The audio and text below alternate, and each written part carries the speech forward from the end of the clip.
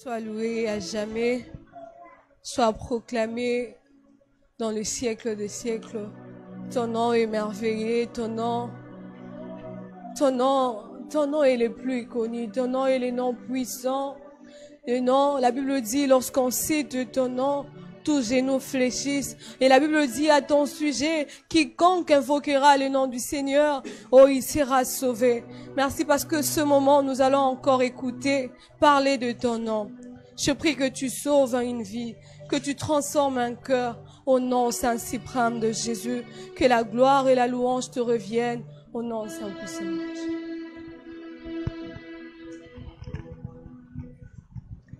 Gloire au Seigneur. Gloire au Seigneur. J'ai envie de dire ce matin que Dieu est Dieu et il doit rester Dieu. Dieu est Dieu et il doit rester Dieu parce qu'il est le maître des temps et des circonstances. C'est lui qui contrôle toutes choses. Toutes choses ont été faites par cette parole et c'est par cette parole que nous sommes aujourd'hui. Seigneur, nous te bénissons ce matin encore pour ta présence. Nous te bénissons, Seigneur, parce que ta présence nous fait du bien. Nous te bénissons, Seigneur, parce que tu contrôles toutes choses. Nous te bénissons, Seigneur, parce que les temps et les circonstances, c'est toi qui en es le maître, oh Dieu. Ce matin, nous te bénissons. Ce matin, nous voulons t'élever au-dessus de toutes choses. Ce matin, nous voulons élever ton nom au-dessus de tout nom qui peut se nommer sous la terre, dans le ciel. Oh Dieu, tu es tellement bon, Seigneur. Alléluia. Alléluia. Jésus. Alléluia. Alléluia. Élevons encore ces cantiques. Élevons ces cantiques. Parce qu'il est Dieu, il doit rester Dieu. Alléluia. Alléluia. Alléluia. Alléluia. Élevons ces cantiques. Élevons encore ces cantiques. Alléluia. Alléluia. Alléluia. Tu es Dieu. Tu es Dieu. Tu es Dieu.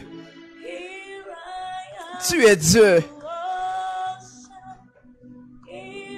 Alléluia. Oui, Seigneur, nous sommes là, Seigneur.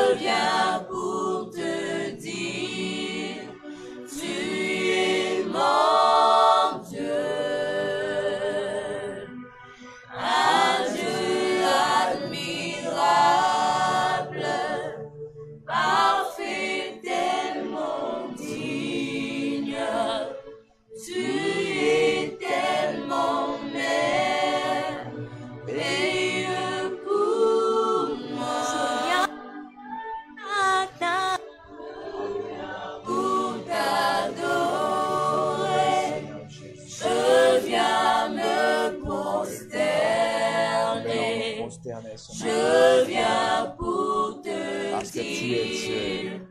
Alléluia. Alléluia. Un Dieu admirable,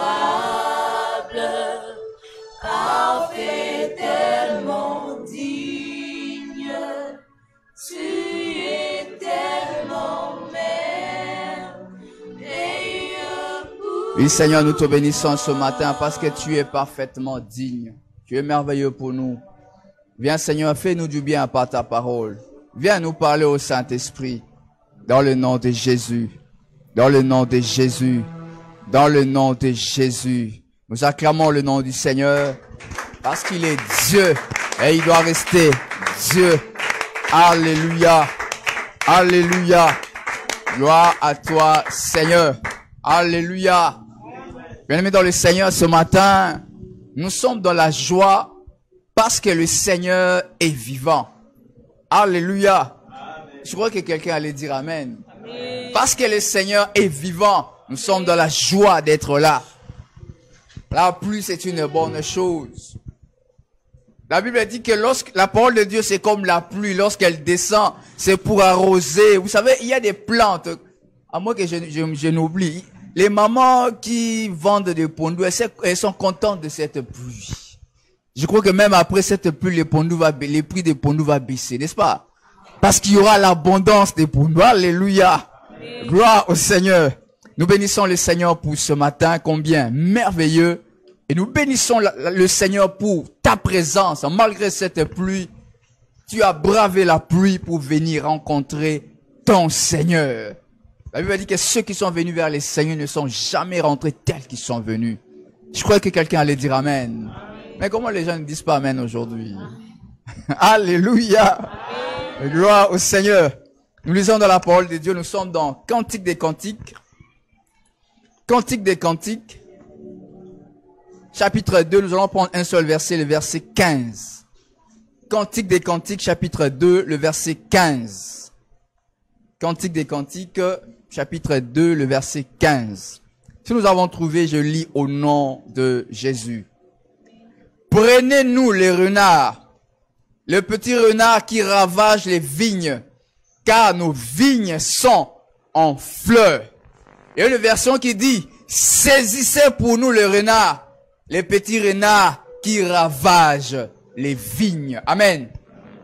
Bien-aimés dans le Seigneur, ce livre des Cantiques, c'est un livre qui raconte l'histoire d'un amant avec son amoureuse.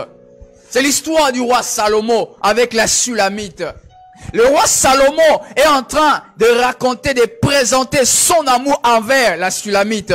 Certains commentateurs bibliques disent que Salomon a écrit ce livre lorsqu'il était encore jeune, avant de commettre toutes les bêtises qu'il avait commises dans son âge adulte. Il était encore très jeune lorsqu'il exprime cet amour pour la Sulamite. Et le roi Salomon a écrit ces choses.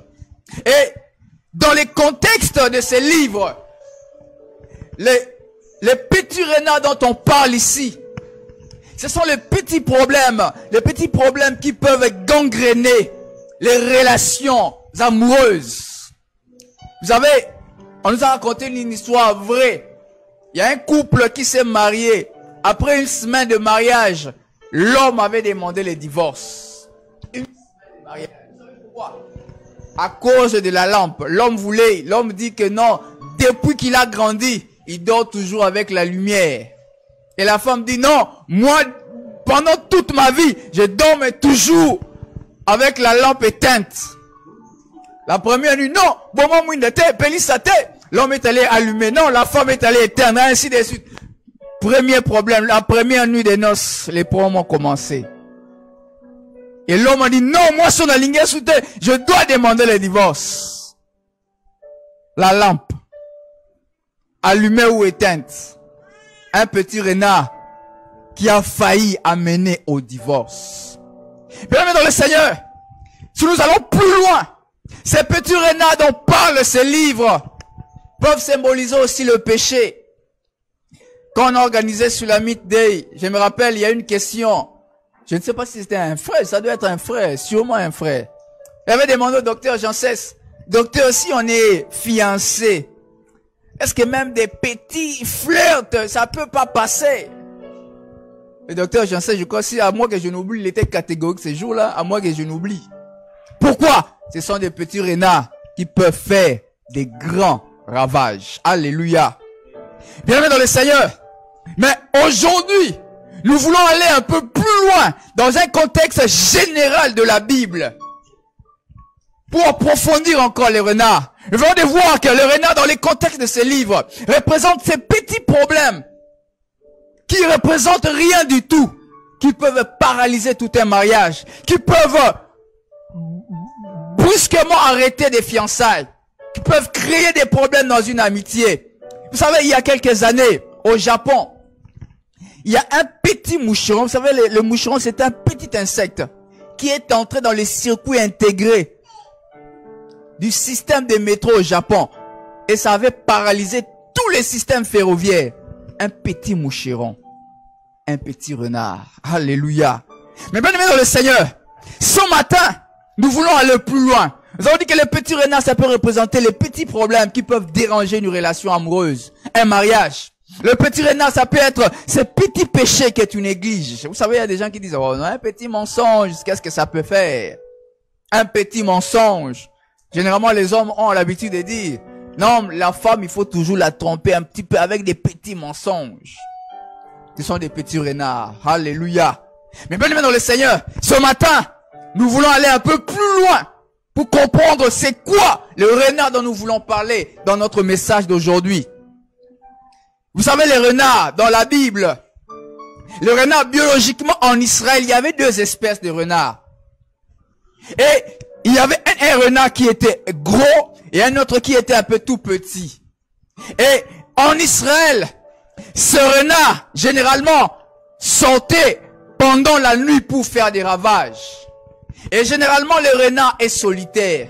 Et généralement, le renard, c'est un petit mammifère qui est plus carnivore. Et le renard a l'habitude, comme j'ai dit, de sortir la nuit et généralement, il est solitaire. Et le renard, à partir, je crois que tout le monde nous savons que c'était un mammifère. Je crois que tout le monde a fait l'école. Nous savons que les renards c'était un mammifère. Qui ne savait pas que les renards c'était un mammifère? C'est entre nous, hein. Le renard c'était un mammifère, mais particulièrement dans la famille des canidés. La famille des canidés, là nous retrouvons les chiens, même les chacals. Comme j'avais dit, le renard est généralement solitaire et généralement il est carnivore. Il y a certains commentateurs qui disent les renards dont il est question ici, le cantique insiste, il a dit les renards, mais après il dit les petits renards. Certains commentateurs disent, c'est le petit renard dont on parle ici, il s'agirait plutôt de chacals. Parce que les chacals généralement se déplacent en bande. Et les chacals est parfois frugivore. Donc les chacals mangent parfois des fruits. Il est à la fois carnivore, mais il arrive que les chacals se nourrissent aussi des fruits. Et en Israël, ce sont généralement les chacals qui font des grands ravages dans les vignes. Lorsqu'ils entrent dans les vignes, la nuit, c'est pour dévorer les fruits des vignes qui sont des raisins, qui généralement poussent en grappe. Donc moi, les bokeh, les raisins poussent en grappe. Je crois qu'aujourd'hui, même si vous allez dans les supermarchés, vous pouvez trouver des raisins, n'est-ce pas? Vous pouvez trouver des raisins, donc ça pousse en une grappe comme cela. Et regardez, les raisins, ce sont des fruits qui sont très fragiles. D'ailleurs, la vigne elle-même, c'est un arbre, comme nous allons voir tout à l'heure, un arbre très sensible à planter et à cultiver. Et lorsqu'un renard mange quelques raisins, qu'est-ce qui va se passer pour les raisins qui restent? Parce que quand il mange le matin, ça va pourrir. Et les restes, tous les raisins vont pourrir. Pourquoi? Quelques raisins sont déjà pourris. Ça va emballer tous les restes dans la pourriture. Ça, ce sont les renards. Et le mot renard dans la Bible, en hébreu, renard, ça veut dire ce qui est creux. Ce qui est faux. Ça veut dire la calomnie. Ça veut dire méchanceté. Et si vous lisez très bien la Bible, vous allez voir que le mot Satan veut dire aussi méchanceté. Donc, en hébreu, le mot Satan se rapproche du mot renard. Voilà pourquoi Jésus pouvait dire, allez dire à ces renards que je prêche ici et demain. Pourquoi? Parce qu'il voulait dire seulement, aller dire à cet homme méchant. Donc, le mot renard, en hébreu, se rapproche du mot Satan. Et la vigne. Bien aimé dans le Seigneur. Si vous voyez, même si vous n'avez pas vu, je crois que mon frère Salem a déjà vu ça. Là où il vient, je crois qu'il y a des champs de vignes, n'est-ce pas? Même ici, si tu n'as pas encore vu, même à la télé, nous avons déjà vu. Généralement, la vigne qu'on cultive, on n'aime pas que la vigne aille très haut. Parce que si la vigne va très haut, elle ne va pas donner des bons raisins. On aime généralement faire des plants de vignes. Pourquoi? Parce que vous savez, quand un arbre est trop grand, il aura tendance à répartir la sève partout sur la plante.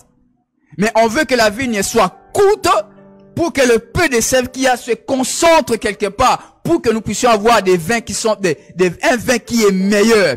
Et un arbre qui pousse dans la forêt, c'est très difficile d'avoir un bon vin. Voilà pourquoi la vigne, c'est un arbre qui demande beaucoup de soins. À tout moment, il faut parfois l'émonder, il faut enlever des saletés. Quand tu vois qu'il y a une étape qui va trop haut, il faut la couper. Donc, la vigne demande beaucoup de soins. C'est un arbre qui est très fragile. Moindre faux pas, vous n'aurez pas de bons. Vous aurez des raisins, mais ces raisins que vous aurez ne vous donneront pas un bon vin. Parce que quand on cultive la vigne, à la fin, c'est pour avoir un vin de qualité. Alléluia. Je me rappelle, je crois que c'était dans les années 2000. Il y a eu un problème, un procès entre les agriculteurs et la société de météorologie. Vous savez, les problèmes, c'était quoi? Il y a eu un orage que la météo n'avait pas vu. Et ça a détruit toute... Donc cette année-là, les agriculteurs n'ont pas pu avoir des bons raisins. Pourquoi? Parce que la vigne, c'est un arbre qui est fragile. Même un orage peut déranger les raisins qui sont en train de pousser. Bien aimé dans le Seigneur, la vigne représente ta vie. Alléluia. La vigne représente ta vie. La vigne peut représenter le peuple de Dieu. Si nous lisons dans Ésaïe 5, nous allons mieux comprendre cela. La vigne peut représenter l'église du Seigneur. La vigne peut représenter, comme je dis, ta vie. Bien aimé, la vie est fragile. Bien aimé, ta vie est fragile.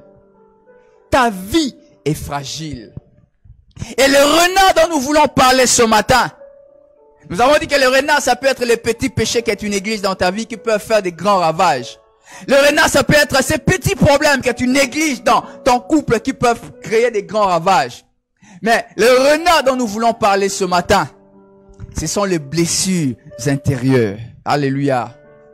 Le renard dont nous voulons parler ce matin, qui peut faire des grands ravages dans ta vie, qui peut faire des grands ravages dans le peuple de Dieu, qui peut faire des grands ravages dans ta vie, dans l'église, ce sont les blessures intérieures. Et c'est un enseignement que nous allons aborder pendant peut-être 2 dimanches, si Dieu nous fait grâce. Nous allons voir, nous allons d'abord comprendre c'est quoi une blessure intérieure. Et ensuite nous allons essayer de voir quelles sont les causes des blessures intérieures. Et si Dieu nous le permet le dimanche prochain, nous verrons les conséquences. Et évidemment, nous allons terminer par le remède à ces blessures intérieures. Et aujourd'hui, nous allons aborder 2 points. La définition et puis les causes des blessures intérieures. Bien-aimés dans le Seigneur, le dictionnaire dit ceci. Une blessure intérieure, c'est une souffrance psychologique, une douleur morale. Souffrance psychologique, une douleur morale. Les professionnels de santé appellent les blessures intérieures des traumatismes psychologiques. Traumatismes psychologiques. Mais nous, à l'église, nous les appelons les blessures intérieures ou bien les blessures de l'âme. Une autre définition. Une blessure intérieure, c'est une atteinte à l'honneur. Atteinte à la réputation, atteinte à l'amour propre. Mais chacun de nous ici a son honneur à défendre, n'est-ce pas? Chacun de nous a sa réputation. Qui aime qu'on touche à sa réputation? Il y a des gens même qui disent, Simba biloro nyonso na vie nanga mais réputation nanga ko simba te. Pourquoi? Parce que c'est quelque chose qui lui est précieux. Alléluia. Et c'est l'atteinte à l'amour propre. Et bien aimé, les blessures qui sont faites à l'honneur, à la réputation, ce sont les blessures généralement qui sont les plus sensibles dans la vie. Et ce sont ces blessures-là dont nous voulons parler pendant ces quelques temps. Mais bien aimé, la première chose que tu dois retenir à propos des blessures intérieures, les blessures intérieures, bien aimé dans le Seigneur, elles sont inévitables. Tu ne peux pas éviter les blessures intérieures. Tu ne peux pas les éviter. J'ai même envie de dire que Dieu a été la première personne à être blessé au fond de lui-même. Je n'ai pas dit que j'ai dit ça, j'ai dit j'ai envie de dire ça. Est-ce que vous me comprenez? Il a créé un homme à son image et à sa ressemblance. Même bien avant cela, il a créé un être supérieur, il lui a donné tout. Mais cet être s'est révolté contre lui. J'ai envie de dire que Dieu a été blessé lorsque Satan s'est révolté contre lui. Il a créé un homme à son image et à sa ressemblance. Il lui a donné la domination de tout. Et quelque temps après, cet homme se laisse tromper par le diable. Et Dieu, j'ai envie de dire, a été blessé. Alléluia. C'est pour vous dire, bien aimé dans le Seigneur, les blessures intérieures sont inévitables. Tu ne peux pas les éviter. Il y a même certains psychologues qui disent que certains enfants naissent déjà avec des blessures intérieures. Même déjà, fœtus dans le ventre, il a déjà des blessures. Rien déjà dans le ventre. On nous a raconté l'histoire d'un couple.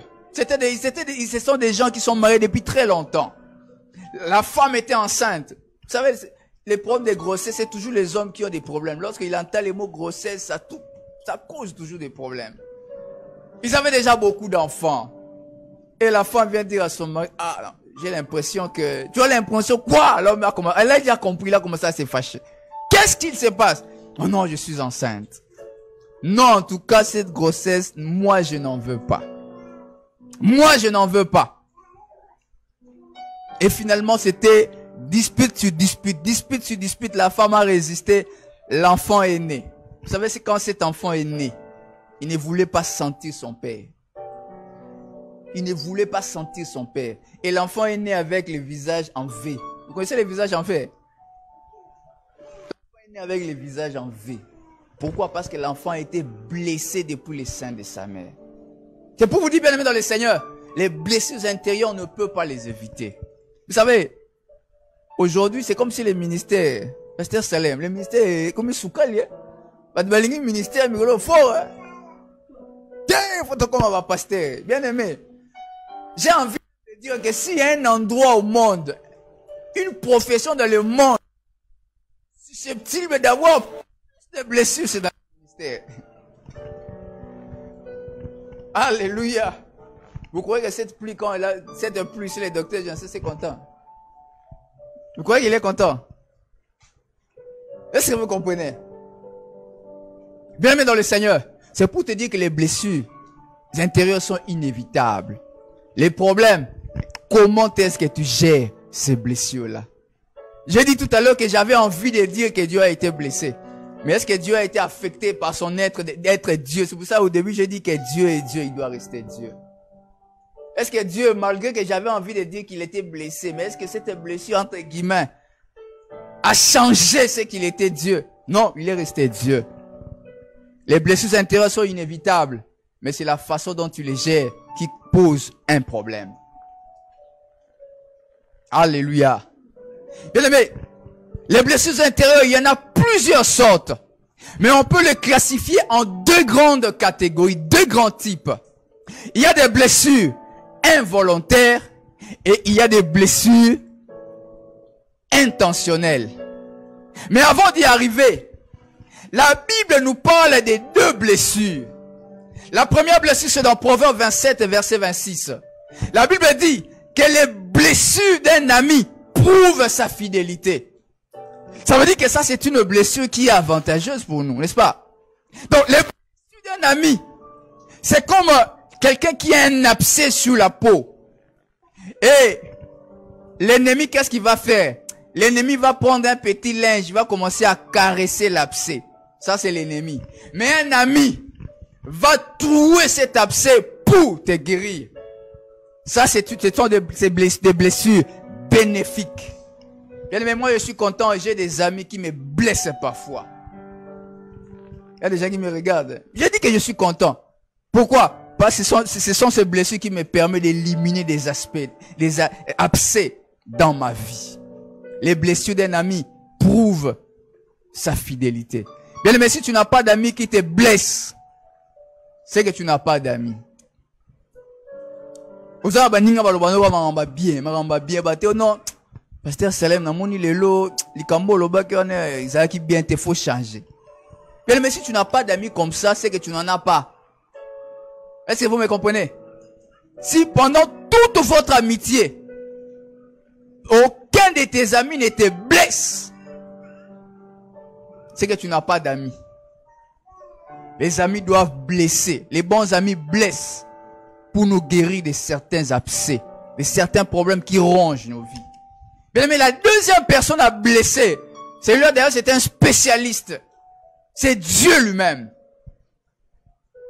Job chapitre 5, 17, verset 17 et verset 18. La Bible dit que Dieu blesse et il pense. Lui, c'est un chirurgien. Vous savez, lorsque nous avons une maladie, quand tu vas chez le médecin ne va pas te dire, oh non, archi. Nous avons appendicite. Mais appendicite, nous avons moni. On a opéré, ça l'a passé, on a fait un antibiotique, on souffre mingi. Namoni, to calmer, calmer. Est-ce que cette médecin-là aime l'architecte? Il ne l'aime pas. Mais un bon médecin, il sait que l'opération va faire souffrir l'architecte. Mais il va toujours faire cette opération-là. C'est ce que Dieu fait. Vous savez, un jour, Dieu m'a fait ce genre d'opération. J'étais invité à prêcher quelque part. Je suis arrivé, j'ai prêché la parole de Dieu. Et pendant que je prêchais, pendant les moments de la prière, Dieu m'a montré quelque chose. Il y avait 2 rangées. Dieu m'a dit, je me rappelle, c'était à droite. Il y a une fille à droite, avant la fin de cette année. Voilà ce qui va lui arriver. J'ai annoncé cette parole. Et quelque part, par orgueil, j'ai dit non. Quand Dieu va faire cette chose-là, viens pour témoigner. Ça, c'était pourquoi? Pour que les gens, quand même, me disent, ah, professeur, on a écouté ça. Vous savez, Dieu, c'est un chirurgien. Alléluia. Ce jour-là, Dieu m'avait opéré pour enlever l'orgueil. Et Moutaya pété. Les 31,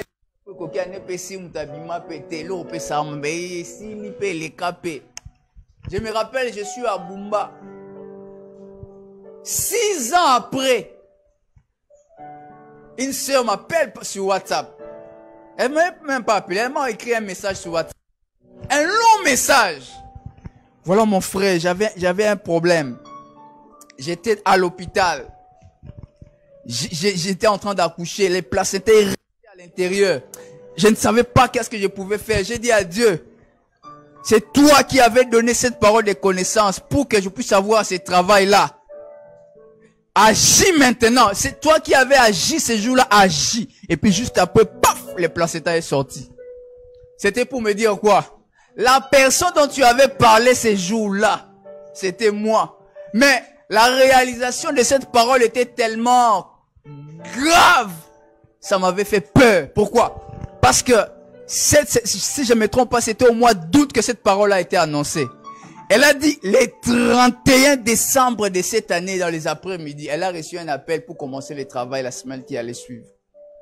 Alors, ça l'avait tellement effrayée qu'elle n'a pas pu témoigner. Donc, il a fallu que en même temps, c'est comme si Dieu l'avait effrayée pour qu'elle ne témoigne pas. Alléluia. Dieu, c'est un chirurgien. Elle dit, j'étais tellement effrayé, je n'ai pas pu témoigner. C'est 6 ans après qu'elle m'appelle pour m'annoncer ce que j'aurais voulu qu'elle annonce ce jour-là dans l'assemblée pour que cela se passe. Bien aimé, Dieu c'est un chirurgien. Lorsque Dieu nous blesse, c'est pour notre propre bien. Alléluia. Comme si les gens ne sont pas contents de ces histoires de blessures. Bien aimé, Dieu va te blesser. Il doit te blesser pour opérer, et puis il enlève les mal et puis il ferme. Et quand il va fermer, tu auras mal à un moment, mais après tu seras guéri. Alléluia.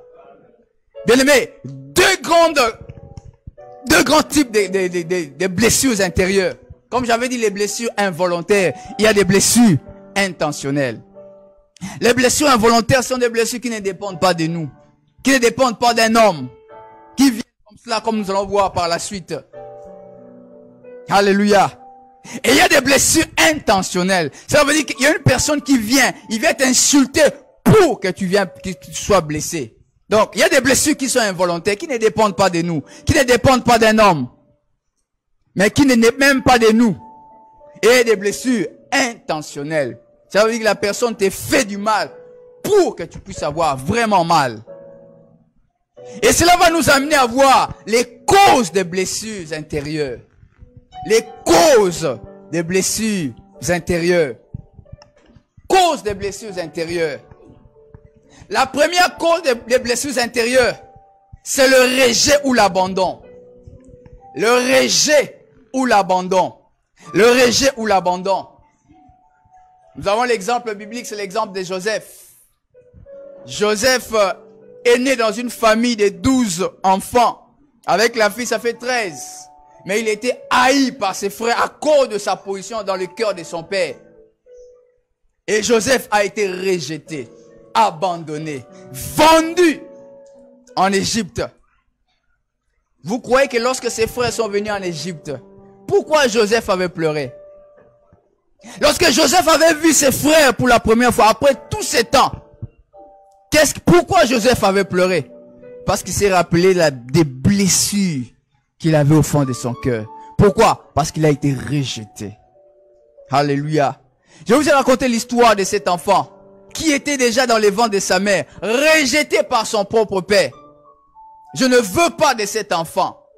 Et l'enfant est né avec des problèmes, blessures à l'intérieur, rejet ou abandon. Peut-être que toi aussi tu as été rejeté un jour. Tu as été abandonné.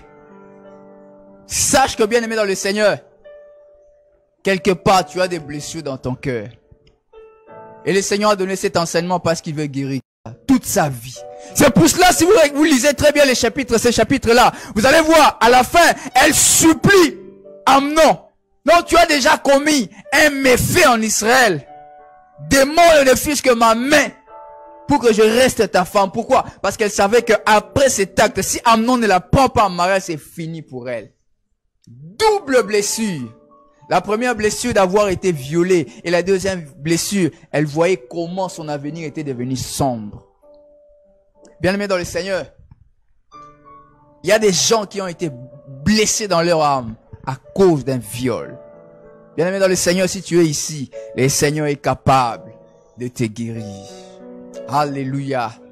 Même ces blessures, le Seigneur est capable de les guérir. Imaginez-vous celui qui est lui-même capable de créer une plaie et enfin de la guérir. Et une plaie créée par une autre personne. Est-ce qu'il est incapable de la guérir? Croyez-vous que le Seigneur est incapable de guérir cette plaie? Bien, mais si tu es ici, tu es dans le même cas que Tamar. Le Seigneur veut penser cette blessure-là. Alléluia. Alléluia. Vous savez, avant de continuer, j'aimerais ouvrir une petite parenthèse. Il y a beaucoup de gens qui négligent ces petits renards. Vous savez, je vous ai dit que les renards entrent généralement la nuit. Et parfois, ils sortent. Beaucoup de gens, qu'est-ce qu'ils ont l'habitude de faire? Lorsqu'ils ont une plaie, c'est comme quelqu'un qui a une plaie. Il ne veut pas que les gens les sachent. Il prend une bande, il enveloppe. Et on ne soigne pas. Vous savez, qu'est-ce qui va se passer? On sait que non, il n'y a rien dans notre vigne, il n'y a rien. Mais à la fin, quand vous venez pour faire la récolte, toute la vigne est pourrie. Mais si tu as une plaie, il faut que le Seigneur la soigne. Alléluia. Il ne faut pas bander cette plaie. Cela veut dire qu'il ne faut pas cacher cette plaie. Parce que ça risque de faire des ravages, comme on va les voir plus tard. Une autre cause des blessures, c'est la stérilité. La stérilité est aussi une cause des blessures. 1 Samuel chapitre 1, on voit l'histoire d'Anne, qui était stérile, qui n'enfantait pas. Ce qui est grave, lorsque Élie lui parle, il dit, je suis dans la douleur parce que le Seigneur m'a rendu stérile. Pourquoi il disait ça? La douleur dans son cœur. La cause de sa douleur fait qu'elle puisse attribuer même sa stérilité à Dieu. Blessure dans son âme. La stérilité est généralement une cause de blessures intérieures pour les femmes. Bien-aimé dans le Seigneur, si tu es dans ces cas, le Seigneur veut te guérir. Alléluia. Le Seigneur veut te guérir. Et une autre cause de blessures intérieures, c'est lorsqu'on a été témoin d'un événement traumatisant. Témoin d'un événement traumatisant. Vous savez, j'ai parlé avec une maman la semaine passée. Cette maman dit ceci. Mon mari, ils se sont mariés. C'est une maman qui est déjà âgée et les enfants ont déjà grandi. Il dit, mes enfants ont l'habitude de dire qu'elles ne vont pas se marier. Vous savez pourquoi? Parce qu'elles ont des blessures à l'intérieur. Pourquoi? Parce que chaque fois quand ils sont dans la maison, leur papa a l'habitude d'insulter leur maman. Il insulte la maman à chaque fois. Devant les enfants. Et les enfants disaient à leur maman, est-ce qu'il n'y a pas moyen que tu divorces seulement que nous puissions partir? Blessure dans l'âme. Blessure dans l'âme. Et les enfants disaient à leur maman, maman, celui qui a mariage, c'est la cas, parce que ce que nous voyons ici, nous ne voulons pas les vivre dans notre vie. Pourquoi? Des blessures à l'intérieur, à cause de ce dont ils ont été témoins dans leur foyer. Bien-aimés dans le Seigneur, vous savez, on m'a raconté une histoire. C'est pas des paraboles, c'est une histoire vraie. Il y a un chasseur qui était à l'intérieur du pays, un chasseur qui était à la forêt. À un moment, il s'est arrêté pour se reposer parce qu'il a chassé pendant toute la journée, il n'attrapait rien. Alors, à un moment, il a dit, il va se reposer. Il s'est reposé sous un arbre. Et pendant son sommeil, il a senti seulement un bruit. Tchoko, tchoko, tchoko, tchoko, tchoko. Il s'est réveillé. Quand il s'est réveillé, vous savez ce qu'il a vu? Il a vu un boa qui était en train déjà de l'avaler. Et il était déjà au niveau des genoux. Donc les pieds étaient déjà entrés dans la gueule du boa. Mais il a eu le réflexe de prendre son arme. Il a tiré sur la tête. Il a coupé le bois. Il est sorti. Il a foutu. Jusqu'aujourd'hui, au moment où je vous parle, ce chasseur-là n'est plus jamais entré dans la forêt. Il a dit dans sa vie, jamais il ne peut plus rentrer dans la forêt. Pourquoi? Parce qu'il a été blessé dans son âme. Il a vu la mort. Est-ce que vous comprenez cela? Donc un chasseur qui arrête la chasse, c'était ça sa profession.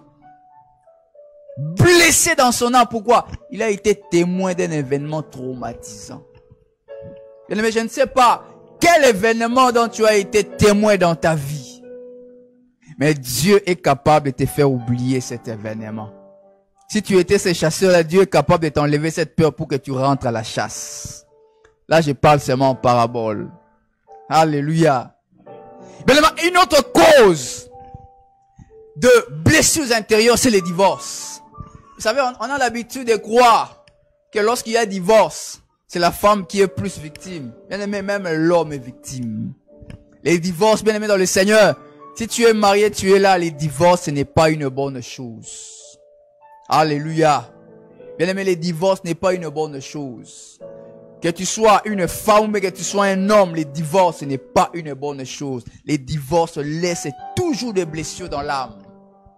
Alléluia. Les divorces laissent toujours des blessures. Vous savez, je connais une histoire d'un homme qui a divorcé avec sa femme. Mais aujourd'hui, cet homme-là, il est malheureux. C'est l'homme, mais il est malheureux. Malheureux. Apparemment, la femme est même en bonne santé, mieux que l'homme.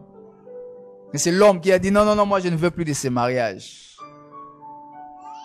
Le divorce. Voilà pourquoi les jeunes qui ne sont pas encore mariés, il faut bien réfléchir avant de vous marier. Alléluia. Alléluia. D'ailleurs, nous les chrétiens, quand on se marie, les divorces est exclu. Hein? Le divorce est exclu, hein?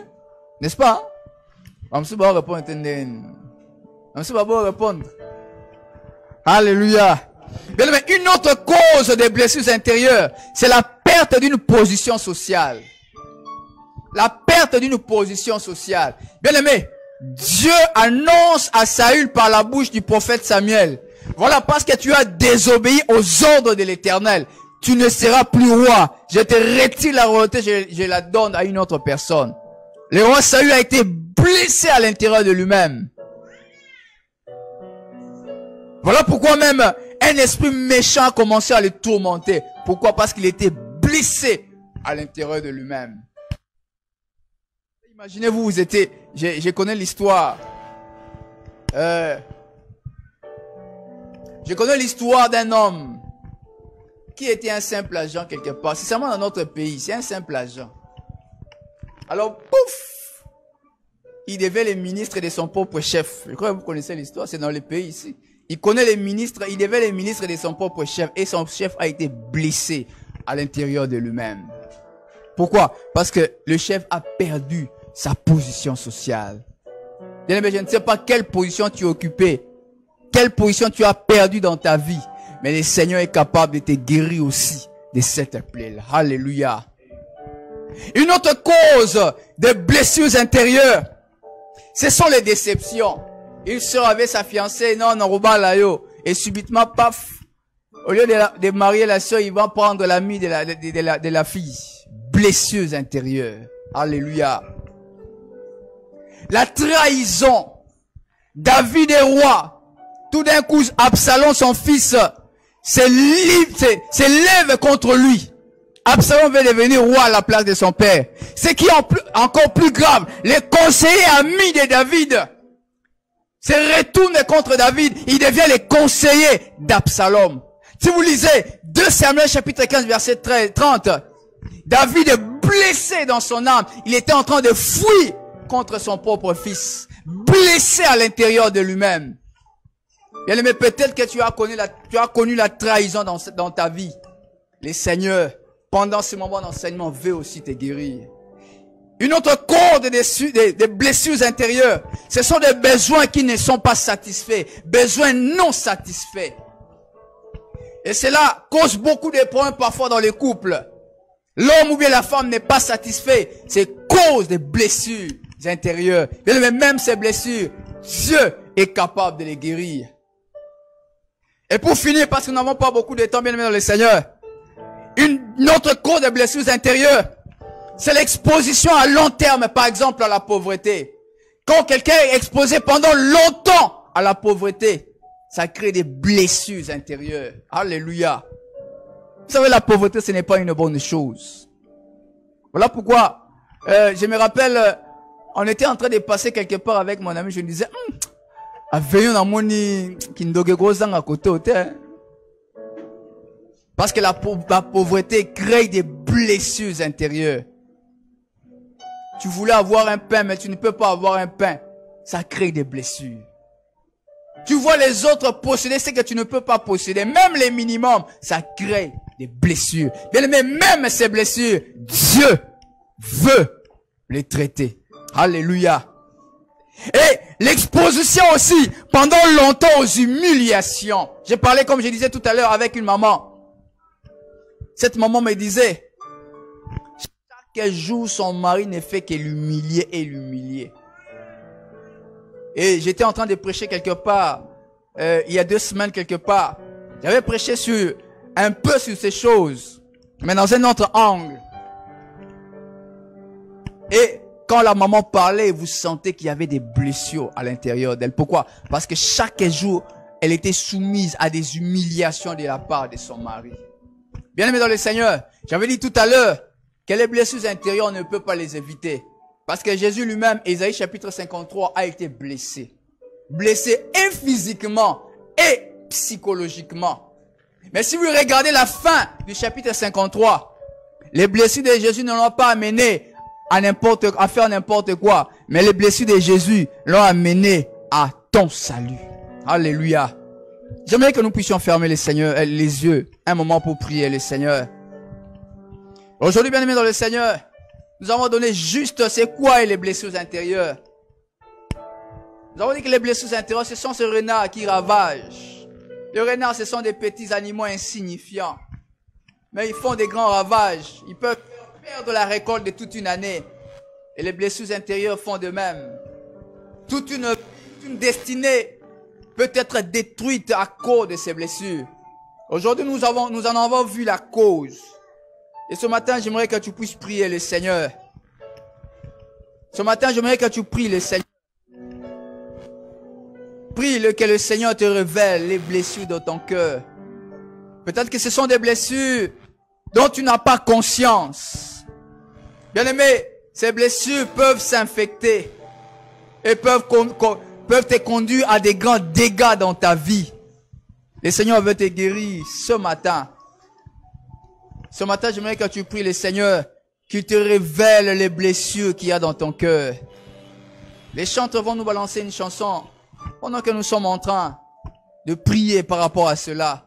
Dis Seigneur, révèle-moi ces petits renards, ces blessures enfouies à l'intérieur de moi qui causent des dégâts. Peut-être ce que je suis aujourd'hui, je ne comprends pas ce qui se passe dans ma vie. Prie le Seigneur, révèle-moi les blessures à l'intérieur de moi.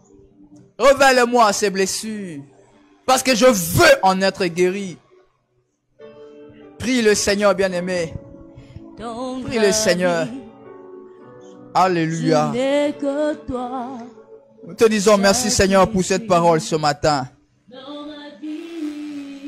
Oh, merci Seigneur pour cette parole.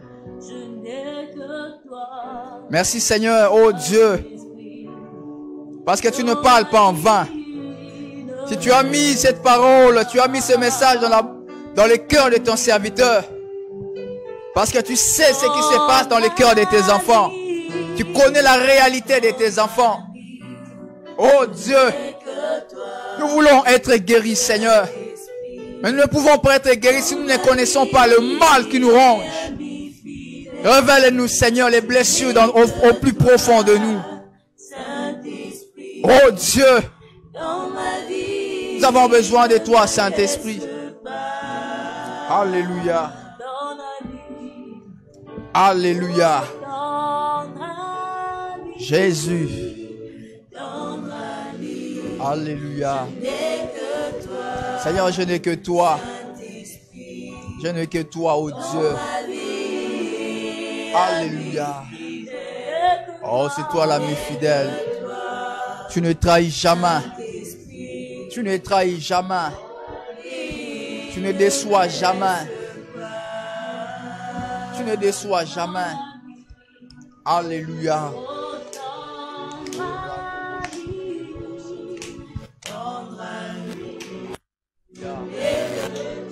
Je n'ai que toi, Seigneur.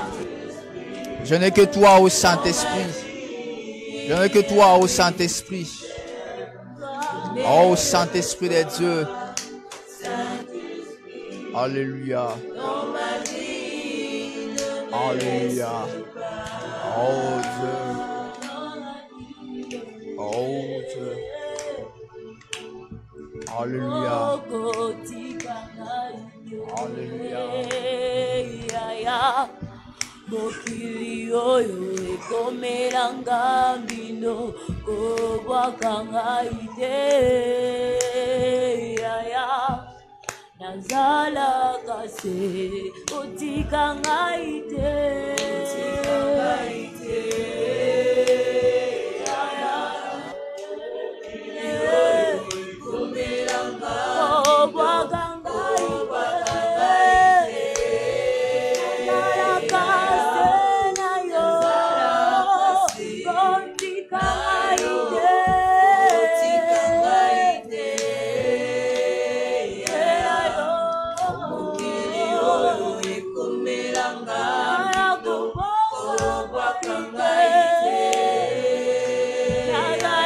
Alléluia.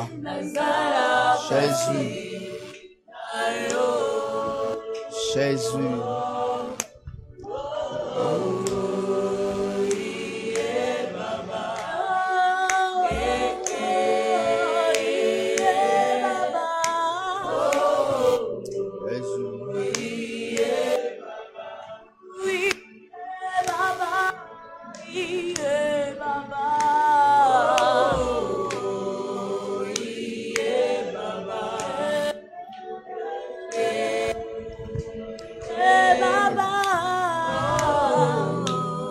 Alléluia. Bien aimé, nous allons clôturer J'aimerais que si tu es là, et que tu sens qu'il y a une blessure dans ton cœur, nous allons continuer les dimanches prochains. Mais ce matin, j'aimerais prier pour quelqu'un. Tu sens qu'il y a une blessure dans ton cœur qui te fait très mal. Alors que je prêchais ici, tu sentais que ça... C'est comme si j'avais réveillé cette plaie en toi, cette blessure en toi. Tu vas juste lever ta main. Nous allons prier pour toi aujourd'hui.